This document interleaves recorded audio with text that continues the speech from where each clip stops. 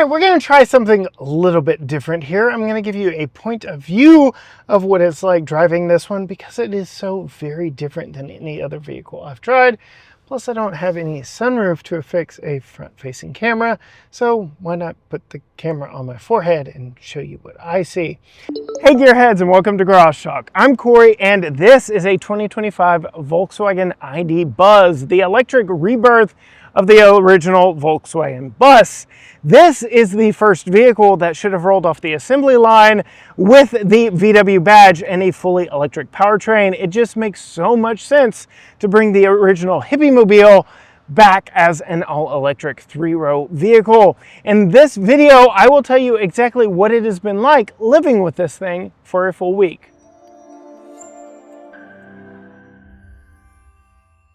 Before we jump too far into this one, according to YouTube analytics, something like 70+% of you have yet to hit that subscribe button, and we are so close to 50,000 subscribers on our YouTube channel, so a quick click of a button down there will help our channel out immensely in our goal of helping more families research and buy their next vehicle. So I do want to say a huge thank you to Volkswagen for bringing us what is really the most appealing vehicle in their lineup to me at this point in time, the electric rebirth of the iconic Volkswagen bus, here called the ID Buzz. And yes, we do have a monotone black, which is slightly unfortunate, base Pro S version. This is the single motor rear wheel drive. So as we open up this front panel right here, I can remind you that this has traditionally never been where the powertrain resides on the VW bus, but it is a service panel that allows you to get to the washer fluid and some other things. But while we've got it open, we can talk about power and propulsion. Again, we have the single motor rear wheel drive version, which makes 282 horsepower, 413 pound-feet of torque, sending power to the rear wheels, which is something most of its competition in the modern minivan class cannot say. You can get a 4Motion all-wheel drive version, but that's not what we have here. Closing the service panel up here, I really enjoyed the style. It has a very expressive face, even here in the monotone black. Higher trims do offer a two-tone where you can get a very expressive paint color here and a white or silver upper. VW even allows you to customize them from the factory with a wrap program that you can work with designers on making before you ever take delivery. Though we do have a large illuminated VW badge here, all LED lights up here, and again, a very happy, expressive face underneath this giant windshield. As we pan across the front, this will be the last time I lament the fact that we have a solid black paint job because, yes, even though we do have this very expressive face with all the LED lighting up front, including the LED light bar that goes in between the headlights to that illuminated VW logo, it's just a little boring compared to the rest of the models in the lineup. Though $14 from Amazon did help me spruce this up a little bit with these magnetic flower power flowers that have just added to the overall style of this one. Yes, that is something I added here to the side, but I think it just adds to the personality all that much more. Though, again, you can have yours wrapped, you can have some expressive colors if that is how you choose to order that. Coming down to the wheels, this is where I actually prefer the Pro S variant of ID Buzz in the wheel design. You have a black center dish with this kind of white silver painted exterior section. The only way to tell this apart from some of the higher trim first editions are the wheels have a silver or white painted center section that does not give you as much contrast as this Pro S black version. I really like the two-tone look. I think it works a whole lot better. So that is where I would perhaps save a little bit of money and get the Pro S version just for the look of the wheels. Speaking of wheels and tires, we are wrapped in Continental CrossContact tires. And then, yes, as we pull out and take a look at the entirety of the profile of the ID Buzz, you can see exactly what designers have had to do to modernize this vehicle's shape for modern crash test ratings. Where the original VW bus had a windshield that went straight into the front of the vehicle, we have a little bit of a snub nose here for crash safety ratings. In fact, if you open up that front panel that I showed you earlier, there's a lot of foam and crash protection back behind there, but you still have that massive windshield that is very far forward that I will show you just how that looks once we get inside. Other things to note here on this side of the vehicle are just how far out the wheels are spaced to the absolute corners. You can see the back wheel barely cuts into the door at all, which is something most minivans do not have the capability to say because of the unique packaging that most minivans are aiming for in that rear cargo compartment behind the third row of seats. All other minivans have a stowable third row of seats. We'll talk about the seats here in this one momentarily. Another thing I want to call attention to are the side windows. We have these porthole style windows on the side of the vehicle, which are flush all the way down the vehicle with the body side, but make for a very small opening for rear passengers. And in a vehicle that has so much room in the door for an actual roll down rear window, it's very interesting that VW chose to go the aerodynamic route versus giving us a more usable function or feature there on the back windows. Another call out to its heritage in its rear engine design is this little design element behind the third windows, where you would typically have venting and cooling areas for a rear mounted motor. Well, we don't need that with our rear mounted electric motor, and so we just get this little visual design back in the back. As we pull around to the very rear of the ID Buzz, this is where the name is most prominently displayed under, again, another very large black and white VW logo. You can also see we have a full width LED light bar, LED brake lights and turn signals, LED all the things back on the back of this one. And this is where I would say the overall height of it really makes it look narrow, though it is not a small vehicle when you get inside. It's really just the overall proportions of it, given how tall it is. And most of that is due to the fact that you are riding on the 91 kilowatt hour battery, which does reside underneath all three rows of seats. Now, before I open up the rear hatch, I am going to have to switch cameras because there's a lot I really want to show you back there. First of all, we do have a power operated hatch. You can see the release right there above the license plate. And when you open the back, yes, the third row does not fold into the floor. And the third row is the reason why I wanted to have both my hands free, because you can see we have a decent amount of vertical space behind the third row. It is a very tall space, much lower floor than many SUVs in this same size class as far as how much room you have for people on the inside, but not a lot of depth to it unless you have the seats moved forward like that one just over there. Though there are multiple different ways in which you can work with and adjust these seats in the back.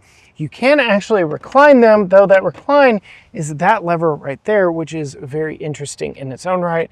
I'm actually going to reach down here and put these headrests back down for their flush mounted position, because when you do pull this lever and allow the seat to fold forward, it does lock into place in a flat position, allowing you to use the rear cargo area now for cargo. And other trims, other variants do have shelves here that give you a more linear space here to work with that does line up with the backs of these seats when they are lowered. But that is not the end of the story. No, you cannot fold these into the floor because, again, that is where the battery is, but you can pull this latch here, and as you can see, these seats do now completely remove from the vehicle, though they are quite heavy. So think old school Chevy Tahoe and Suburban with their removable seats, and just how bulky and clunky those are. It doesn't appear I actually locked that one in its lowest position, so it was trying to open up on me, but then again, they do pop back up into place very nicely and very easily as well. And see, that one is locked into place, so unlock, and then you can pull it back up. But yes, these do both pull out very easily, but only when folded. So you can see they are locked into place. Other niceties back here in the back, we do have some additional power, and something that came in handy when we went grocery shopping, though there's only one of them, a little bag hook here on the passenger side. One last thing you may be wondering what's behind this panel.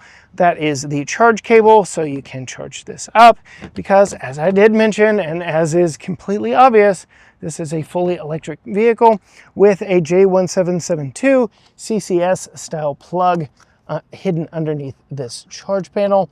It is a very convenient place, though it's on the wrong side of the vehicle if you want to use a Tesla adapter and charge it at the Tesla charging network. The hatch opens up big and wide. The hatch is very high up here. I'm 5'10" looking up at it, but there's your button to bring it down to a close. I would like a decontented version with a manual rear hatch with that strap back there to pull it down. That gets us closer to a $50,000 or $40,000 price point. I just feel like this one is too well equipped at the base level to truly be a base and to truly compete in the minivan segment. Before we climb in this one, I do want to show you the key. It is your typical premium Volkswagen key, though it does have a lot of gloss black to it. On the backside, it's got a rubber coating over these push buttons on the backside. You can see we have a lock, your rear hatch release, unlock, and both sliding doors right here on the key fob itself. There is no remote start, but as this little motion indicates, this does automatically lock when you walk away from it, and it will automatically start cooling as you get close to it, and it will unlock as you reach for the door handle. So as we approach it, just watch those rear view mirrors. They will power extend, showing that yes, the vehicle knows, hey, I'm right here by you. And then we have passive entry here on the doors. So I can just grab the door handle and look, the vehicle is now unlocked. So it is ready for me to hop in and go. And then we get a very interesting color combination here on the interior of this one. So it's black on black outside, but we've got black on blue on the inside here. So blue inset panels here with a padded armrest. Very odd choice of very tall layout here. I'll show you a little bit better when we sit inside, but this armrest is rather high, making some of these controls a little bit hard to see, including the mirror controls. In fact, because you have to turn this dial a couple of times to go from right to left, and you have to wait until the left is illuminated, it is impossible in a normal sitting position to tell when that left is illuminated, because that is your typical view on this mirror control here. But you can see it is heated. You can power fold them as well. You also only get 2 window switches, though they are expressed up and down for the front windows. But then you get this button right here that you have to push for the rear windows. And then I can go ahead and show you exactly how those open when the vehicle is actually running. But we will talk about how you start this one up in just a moment. Coming back to the door panel, there is a lot of storage in the door. You have this hip level storage section right here. That is actually where the rear hatch release is. And then you have a lower storage cubby down here with lots of different compartments, including this smaller one up here. Coming to the seats, keep in mind, this is a base trim with no options. Multi-way power adjustable seat with 2-way lumbar, 2-person memory and massage built in. They are also heated and ventilated seats in the base model. So VW has really aimed high level and premium with this vehicle, really kind of bypassing some of the entry-level van configurations from other brands, perhaps pricing this out for most families. I really wish we had gotten a cloth seat interior without maybe memory seats, maybe without even power seats, definitely without massage, heat, and ventilation to save a little bit of money.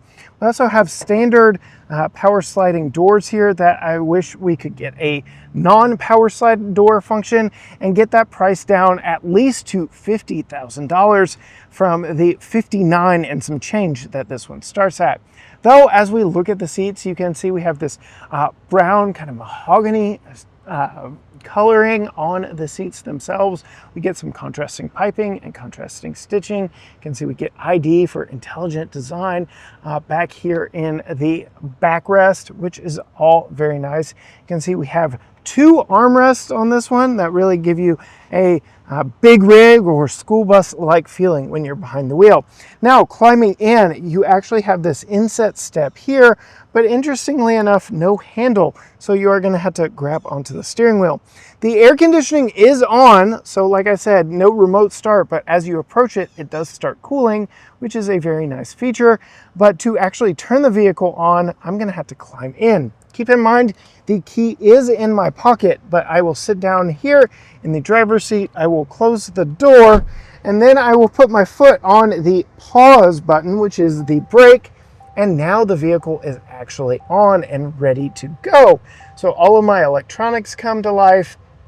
And you can see I've got a lot of screen real estate to look at over here, a little bit of screen real estate to look at over here. No head-up display on our Pro S model, but higher trims do offer that. No rear view camera mirror here, though you can see the view out the back is absolutely stellar, so no complaints there. And like I said, the vehicle is actually on. If you want to override that, there is a vehicle power button right there that you can turn the vehicle on without actually getting in it. To turn the vehicle off, I actually take my foot off the pause button, the brake button, whatever you want to call it down there, and then I can simply climb out. And this works a lot better than any of the GM products with the same feature that I've tried because it's actually off. Now I will climb back in, close the door, put my foot on the brake, and yes, it comes back to life. So you can see it works rather quickly. Now, talking about screens, we do have this small driver information screen back behind the steering wheel. It gives a decent amount of information without being overload, though it is not my favorite. It's just a little dinky back there behind the steering wheel. Definitely not my favorite. You can see we're at 86% charge with 200 miles of range. The EPA rates this at 234 miles of range.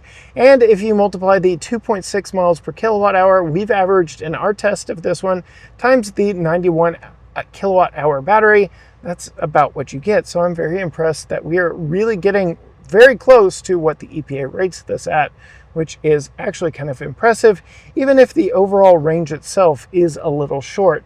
I feel like that is perhaps one of the biggest reasons why these are not selling, that paired with the price.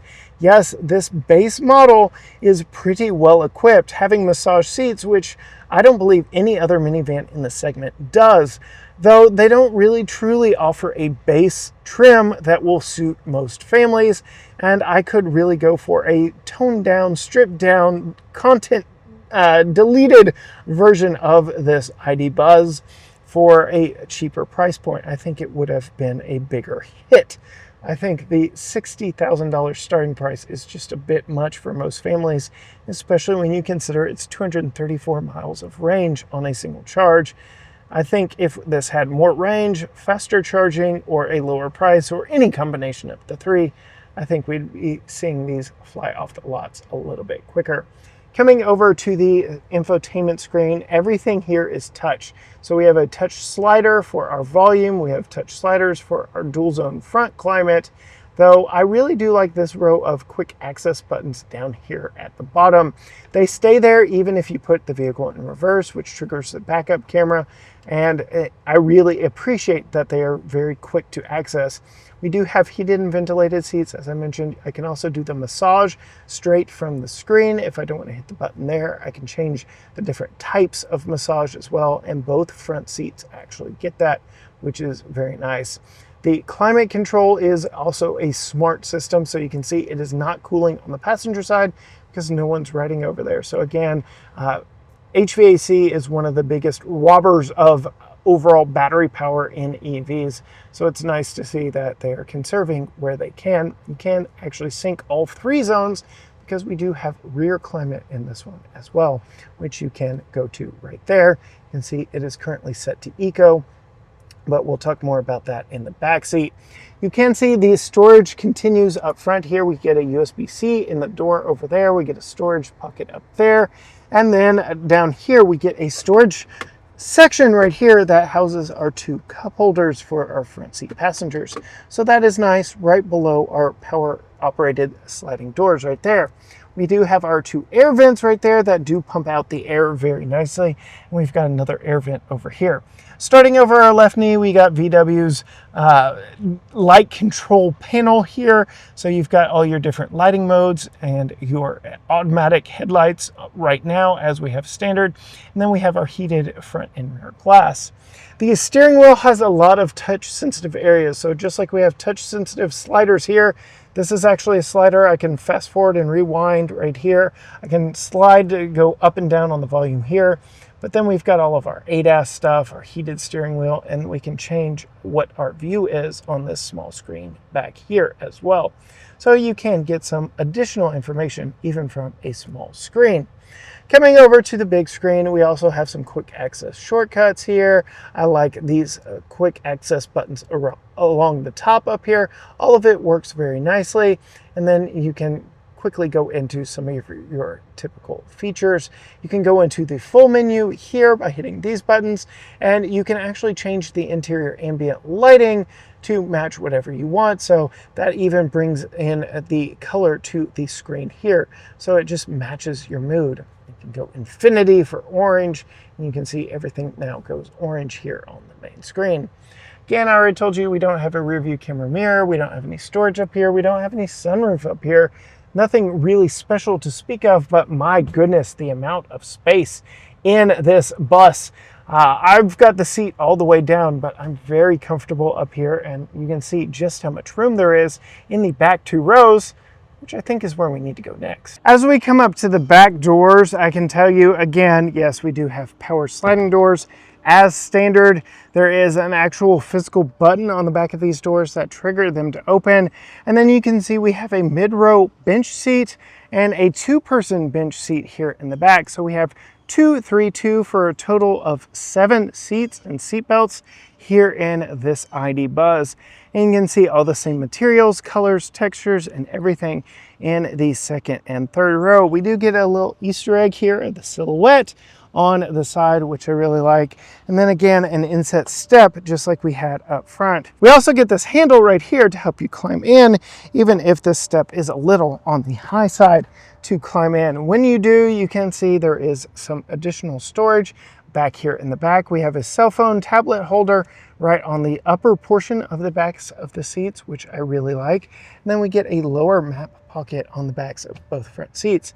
I didn't really talk about the center console when I was up front because there really isn't all that much to it. It really is a large open panel, but these 2 sections do come out. This is a bottle holder right here if you need it, and this right here is an ice scraper if you need it. So you do get some options there, and you can see multiple different places in which to attach it or connect it. Speaking of storage, we do have this pull-out drawer on the back side, and the front seat passengers do have a little bit more storage in that they have this little pop-out panel right here. But if you don't need this center console at all, it does remove with the push of that button. Then you have a flat load floor in between the front seats. You have a very flat floor back here because, again, we are riding on top of the 91 kilowatt hour battery. I will go ahead and push the door here for the door close button right here for the rear doors to close, because there is a lot to talk about on these door panels, including more storage. So you can see we do have storage down here, down low, just like we did up front. And we have a button right here for our rear windows. We have a USB-C power charging spot right here, and we have heated outboard seats. So again, talking about just how premium this base trim is. Heated and ventilated front seats, heated outboard second row seats, very nice. Power all the way around, and then we have even more storage down there at the very bottom. So lots of storage here in this one. Unfortunately, the vehicle is on, but it's not really on because I'm not in the driver's seat, so I can't actually turn the heated seat on right now. I can't even open the rear window. I will have to show you that from in the driver's seat here momentarily. Though other things back here in the back, you can see we have ceiling mounted air vents, which are very welcome here in family vehicles, in our opinions, with additional controls over both sides. So we have our touch controls over there on the passenger side and on the driver's side. Very nice touches to make it very convenient for whatever side of the vehicle you're riding on back here. If you want to see what it's like installing Tucker's child safety seat in this ID Buzz, you will absolutely want to hit subscribe so that you will see that when our family review drops later this week. You can see we have decent seating all the way across and lower latch points in all seating positions, so that is very nice as well. Plenty of headroom back here. Again, no sunroof. The big boxy shape, how tall and wide this is, really does make for a lot of space on the inside. The seating position is high enough. I feel like I'm in a captain's chair back here as it is. Plenty of room, plenty of space. Now I want to show you some other features that make this a great people mover as well. As I mentioned earlier, we have 5 seats in the first 2 rows, and then we have 2 more seats back in the back. I really appreciate how VW makes it very easy for passengers to get in the back with the way their seats move. Even with a child seat in place, I could tip these seats forward to climb into the 50-50 split 2-person rear seat. And yes, we have lower latch points in both rear seats back here. So you really can put a car seat in any one of the spots back in the back of the vehicle. And that does mean, yes, 5 car seats can fit in here. And as long as you don't have an overly wide car seat, you can get 3 across in the middle row, which is very nice. But as we move back here, again, the floor is nice and low, no complaints. You can see we have a nice chair-like seating position, but in order to sit back here, you are going to have to lift these headrests up and out of the way. They do very much remind me of the battle droids from episode 1 of Star Wars. Other niceties back here, we get ceiling-mounted air vents. Again, we get some storage in the doors. We get another Easter egg call out here with the profile of the bus. You can see we get a cup holder here, tablet storage if you want to put it up here, USB-C power back here. So all of that is very nice, and a nice place to tuck away your seatbelt if you aren't using it back here. You can see even sitting behind Tucker, I've got plenty of room, but not only does the second row of seats slide, so do the third row of seats. So even in its most forward position, leaving the second row in its standard position, I've still got plenty of room back here. I'm actually going to leave this seat right here. You can see just how much I've moved it forward for when we get back to the back. Can see we also do have an additional storage pocket. I wouldn't really call it a cup holder here on the driver's side, but all the same amenities and materials and storage areas here on the passenger side as well. That is enough of a tour of this one. Let's hop behind the wheel and see how it drives. All right, we're going to try something a little bit different here. I'm going to give you a point of view of what it's like driving this one, because it is so very different than any other vehicle I've tried. Plus, I don't have any sunroof to affix a front-facing camera, so why not put the camera on my forehead and show you what I see? But before I do that, I do want to give you a quick glimpse into what it is like sitting up here. First and foremost, my dual armrests are very nice. It gives me very upright position that feels more big rig-like or school bus-like than minivan, which I really like. And then we can talk about some of the controls. We already talked about the light controls there, but hidden back on this side, we have a Qi wireless charger that actually holds your phone in place nicely, but it did not charge my phone. It kept it hot and kept it decently powered, but I actually lost 1% in about 10 to 15 minutes of driving while using Waze as navigation. You can also see we have 2 USB-C ports here on top with a cord that when you aren't using is just kind of flailing around. I think that this whole dash setup could really use a second iteration. I think the mid-cycle refresh of this van is absolutely going to be killer, because they can improve on small areas that would really make this a great vehicle all the way around, including repositioning where this is and where these USB-Cs are. Otherwise, I really like the layout up here. You can see I've got decently sized rear view mirrors that do a good job. And then let's talk about just how far away you are from me on that camera. You are mounted to the windshield, which just feels forever away. And it's a very disorienting experience the first time you get in the driver's seat, but it is very easy to get used to. I've got nice visibility on either side up here, but it's just very different from anything else I've ever driven. I can also talk about CarPlay and Android Auto now that I'm not filming on my camera. You can see we do have a quick access shortcut up there, but we can still get to all our shortcuts there.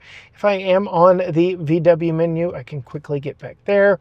We do have a whole host of different functions we can get into, but you can see just how quickly we can cycle through all of it. And no matter where I am, this quick access button is along the bottom, which I really like. I'm going to go ahead now, put it in drive, but I can turn it one more time to this B, and that is regenerative braking. It's not full one pedal driving, but it is a more one pedal like feel. You'll still have to step on the pause button every once in a while when using that.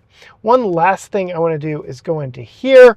You can see we have multiple different panels in which we can go to, but I want to go to drive mode. You can see we have Eco, Comfort, Sport, and Custom. We're going to go to Sport because we are going to see just how quick this rear drive electric van really is 0 to 60, thanks to our friends over at RaceBox with their GPS race timers.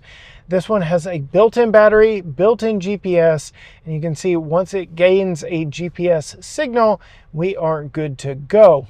So what we are going to do is come out to our usual straight stretch of road right here.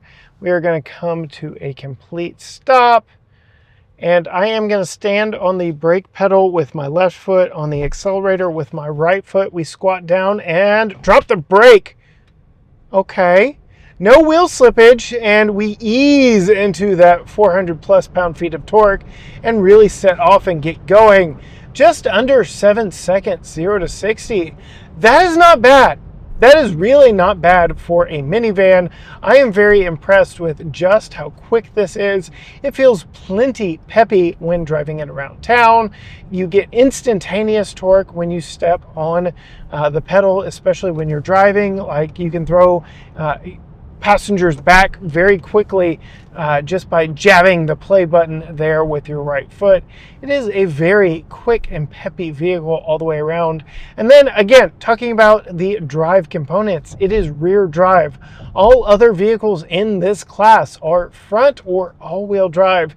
So the fact that we have a rear drive version in this class is, I would say, very welcome. I'm going to go ahead and put it back in custom drive mode as we go down the rest of this driving adventure because, well, that's really where we have been driving this one most often, in comfort mode. This is a very comfortable vehicle to ride in. Now, given just how narrow it looks, tall and narrow it looks, especially from the back, you would imagine that this would be a very top-heavy type vehicle, but that is not the truth whatsoever. The EV nature of this means we have all the heavy components of the battery spread evenly underneath us, under the floor, so we have a very low center of gravity for what is a rather tall and narrow vehicle, which really gives this an interesting driving dynamic. Yes, you are sitting tall and upright and on a giant skateboard platform, but you aren't getting that top-heavy feel when you're driving this thing around corners. I am very impressed with the overall drive feel of this, and I'm going to go ahead and put it into B mode so I can show you just how quickly it decelerates when I take my foot off the accelerator. I know I was going uphill a little in that situation, but it does a fair job of keeping your speed regulated for you. It is really good for stop and go traffic, which you can see I've had this one on for 8 hours and 22 minutes. Yes, I have been in this one for a full work day since we have taken delivery of it earlier this week. So I am very impressed with it just by how much time I've spent in it to prove that out.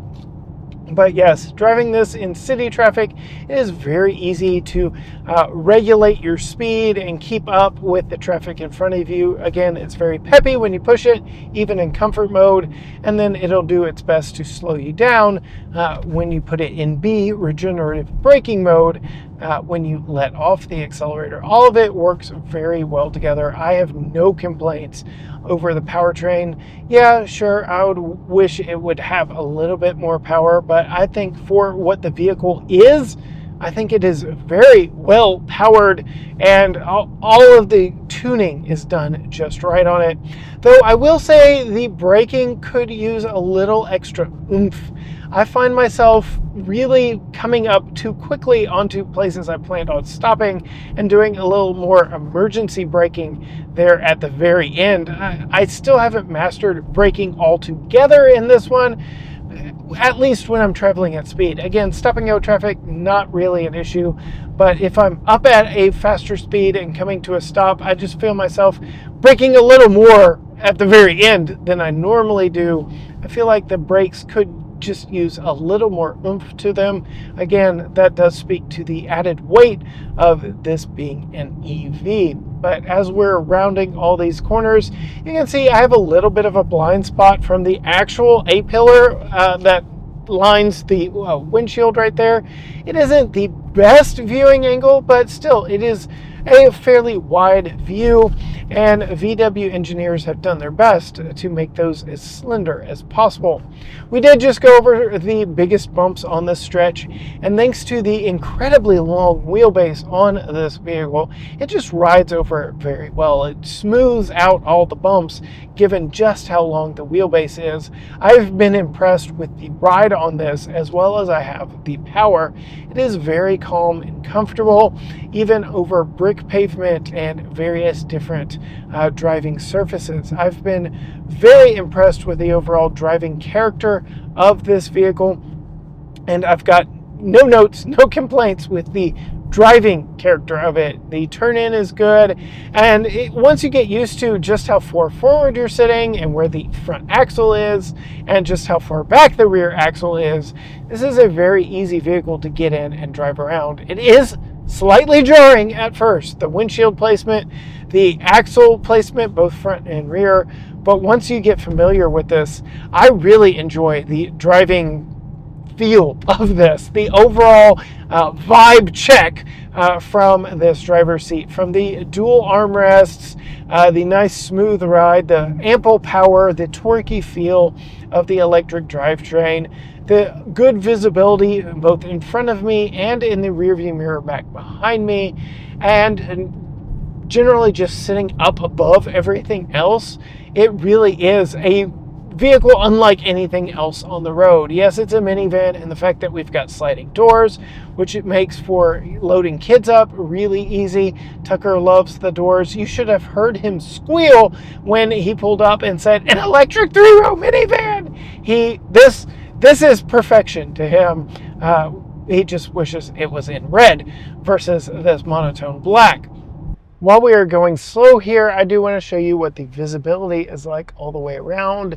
It is pretty good looking over both of my shoulders, even with Tucker's child seat in place.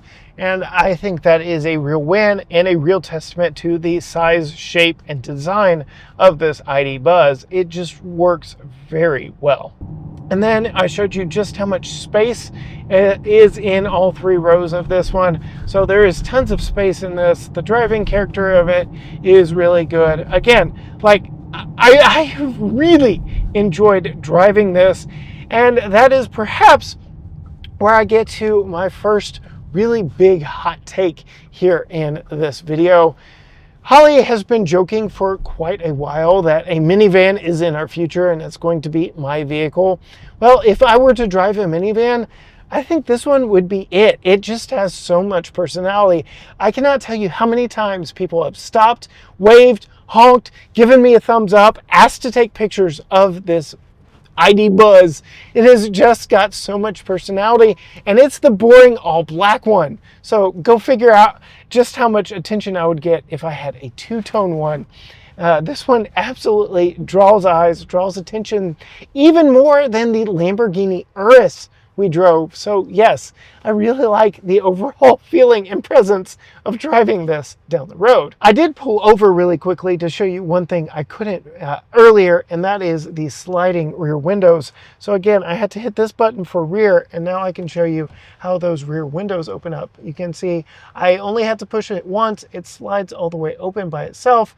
Now we have this nice porthole, and then I pull it again and it slides all the way back closed by itself. So very interesting window situation here in this ID Buzz. All the way around, and it's very interesting that we only have 2 window switches. Again, I think a mid-cycle refresh, giving us 4 real switches would be nice. Maybe reworking some of these controls to where they're more visible, because again, I cannot see the L for the left window right there. I cannot see the wireless charger or where these USB-Cs come from. There's just some small tweaks here and there I would change for a mid-cycle refresh on this vehicle, but my goodness, setting off in this one, it is rather quick and punchy. Again, no complaints on the power and the engineering of the driveline or anything like that on this. Again, even throwing it around corners, it doesn't feel top heavy. It really just navigates quite well. Now, this being a Pro S, what is it missing? It is missing a head-up display. It's missing a sunroof. It is missing captain's chairs there in the second row. I actually kind of prefer the middle bench in this one versus captain's chairs in the middle. So I think I would really prefer a Pro S Plus with the dual tone paint job best of all. I don't know that the first edition really has my name written on it as much as a Pro S Plus would in a dual tone paint job, but I would take this one in a heartbeat if it were offered to me, just because it is so much fun and has so much personality. I do have it on good authority that here on our local lot we have 4 of these at a Tyler Volkswagen dealership, and they are all marked down $10,000 or more. So if you want an ID Buzz, maybe you come to Tyler, Texas to get it. But now that we are nearing the end of the twisty bit, we're going to do 2 more acceleration runs in this one to see exactly what it's like in comfort mode without brake torquing it, so to speak. So we are going to come to a complete stop. I'm just going to move my foot from the brake to the accelerator and see what we can get there. So full stop here, ready, set, and go. It does throw you back. I am in the back of the seat. We are moving here in this one, and 6.77, so it was actually quicker in comfort mode than it was in sport mode doing the brake torque, which has me wondering if we turn around and go in the other direction in sport mode without brake torquing it, are we going to have our best acceleration run of the day? So here we go. Come to a complete stop. Make sure everything's zeroed out. Ready, set, and off. My goodness, it does throw you back in your seat. So far, 0 to 30 is the best, and 6.46, 0 to 60. So yes, that is the quickest run. 6.5 seconds in a minivan is really good, especially one that is so cheap to operate day in and day out. Again, 234 miles of all electric range in normal commuting. You can see we've done a little highway, we've done a little bit of commuting in this, we've done a mixture of it all, and we're getting 2.6 miles per kilowatt times that 91 kilowatt hour battery. And yes, we get that EPA number, so you can just kind of adjust accordingly. I would like to see the range actually start with a 3 in this, especially with a battery as large as what is in this one. I don't know if it's the Continental CrossContact tires in this one that are really cutting down on the range, if it's the overall size, the overall weight, the aerodynamic or lack thereof of this vehicle.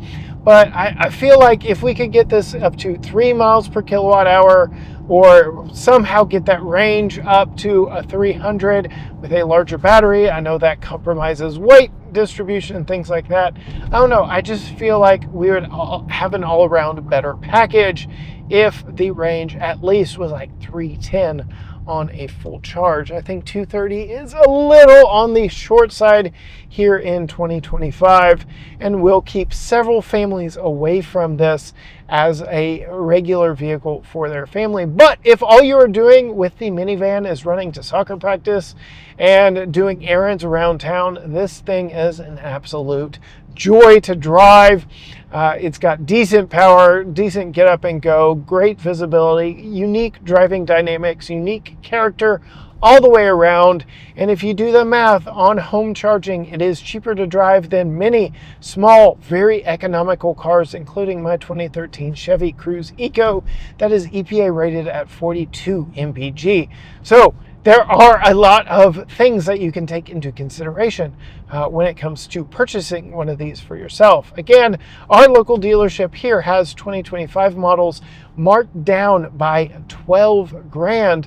So you can get a first edition for the price of this Pro S. If that is something that you're interested in, just check your dealers around you, see if that is something that your local dealers are willing to make a deal on, because my goodness, I think this may be one of the steals of the modern era. And given just how much personality these have, I think they will age well, because there is no better vehicle platform to be an electric vehicle than this. It is the hippie mobile reborn for the modern era, and I think it absolutely works here. Well, that about does it for my first ever POV driving footage. You let me know how I did, and if you want to see more footage like that here on the channel. You can also hit the subscribe button down below and ring the bell so you're notified every time a new video drops from us. Find us on all social media platforms: Facebook, Instagram, X, TikTok, Threads, YouTube. Everything is at GT Garage Talk, or you can go to gtgaragetalk.com. But as for me, behind the wheel of a 2025 Volkswagen ID Buzz, all electric minivan, bus, whatever you want to call it. Until next time, gearheads. Bye.